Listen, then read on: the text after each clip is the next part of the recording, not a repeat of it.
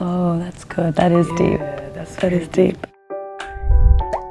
We're digging deep just a little bit. Yeah, that's like very deep. This episode of Dig Deep is brought to you by Symetra. What's something you are really confident about? Ooh. Something I'm really confident about are the people that I surround myself with. Oh, that's good. That is deep. Yeah, that's very deep. All right, I like that one. Oh, wait, my turn? Oh, I thought I just got to do all of them. My Okay, turn.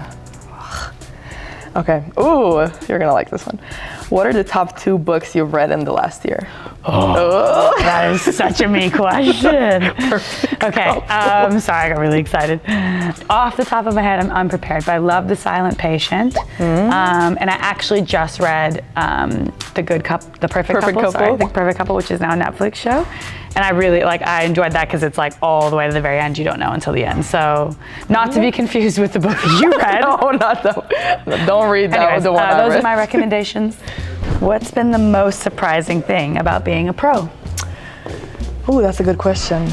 Okay, I will say the most surprising thing for me was how quickly you have to get over a loss and get ready for the next game.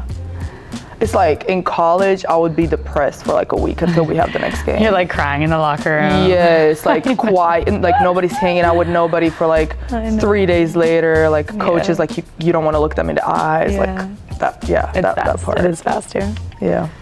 My turn. Ooh, what was the best part of your Olympic experience?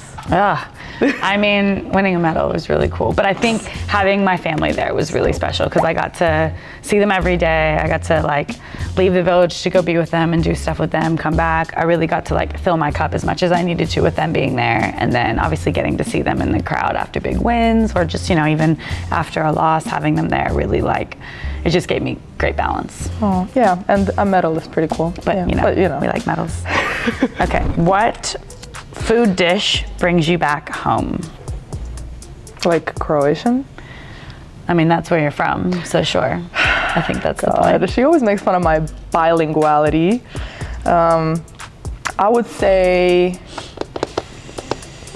and this is not necessarily a Croatian food, but it's called cevapi. Okay. I really don't know how to explain it to you. It's just like meat. It's meat, pork, and you just eat it with something called lepinja, which is like bread, and kajmak, which is like a sauce. I'll just show you a picture later. I mean, that sounds like a normal thing that we would eat here too. Meat, bread, and sauce. It's just way better. It's universal. Okay, sure. Yeah. Way better. Great. Ooh. Oh my God, I've heard so many already, but for the audience, what's some good advice for a rookie? What, I'm just giving you good advice all the time? You're giving me good advice all the time. Look, Nika's been great at this, but I think just going at your own pace, not comparing yourself to anybody, staying in the gym and working, getting better every day. Nika does that. Like, you just have to do it every single day. Like, sometimes it's hard and you don't want to, and you get caught in like the cycle of game day, like all of that. But I think if you can just stay focused on that, trying to get better every day. And like I said, like, your journey is so different to everybody else's. My journey was super different to anybody else's, but like, we're here and we get to be, competing in the best league in the world. And I think that's super special. So I think just every day locking into that and just being really like present in the work and in the prep. I love that. Definitely know all that by heart because Sammy's been a great vet. So thank you, Sammy. Sure. It's your question now. Oh, me? No, it's yours. Dang it, you're right. I answered that. What are 2 ways you feel cared for? Oh, this is like a love language question. Oh my God. So what are 2 ways that I feel cared for? Like, I think if someone did these 2 things for you, it's like a way they can express that you're like. Basically like my love language. What I literally opened with. God. Yes. Yeah. I don't feel like I want to share my love languages with y'all, but we're digging deep just a little bit. Yeah, that's like very deep. You don't have to give us maybe your top 2, maybe like what is like 3 and 4 for your love language? I would say checking in with me. Okay. Mentally. Yeah.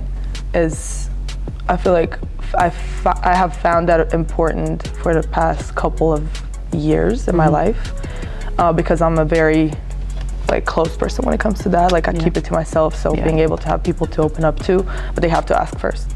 I'd say just like the little things that make me feel like you think of me. It doesn't have to be anything materialistic. It can just be like just like stupid little things, you know? Yeah. I don't have an example for you, but That's all right. you I get it. it. I get it. Yeah. That was deep. Okay. How has diversity, equity, and inclusion impacted your life? Oh gosh. Well, being a gay female basketball player, I feel like it sort of touches like a lot of aspects of my life. But I would say that being in the dub in particular, like this league is so great at like lifting up minorities and groups that you know, maybe don't have a voice or as much of a voice. And I think being a part of that, you know, being in that bubble year was really like, that was such an eye-opener for me. But yeah, I think being in a league that allows space for everybody is very inclusive. You feel super free to be yourself and comfortable to be yourself.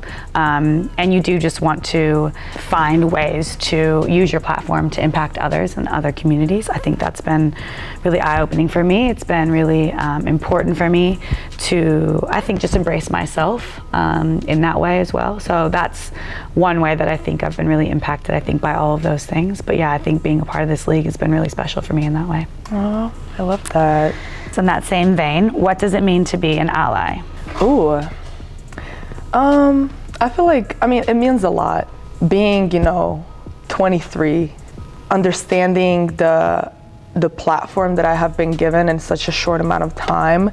I think I'm still trying to, you know, really figure it out for myself. You know, being a part of Storm, being part of UConn when I was there, being a part of so many different communities, meeting so many different people, having so many new relationships, and also coming from a very conservative country where society is. I feel like being an ally through having discussions, different difficult conversations that a lot of people are not comfortable with, but I'm yet to, you know, really dig deeper and show and, you know, love and the voice for the people that don't have it, like how you said. But, you know, just figuring out how to use my platform in that sense is something that I want to heavily work on in the future. Yeah, that's awesome. We love that.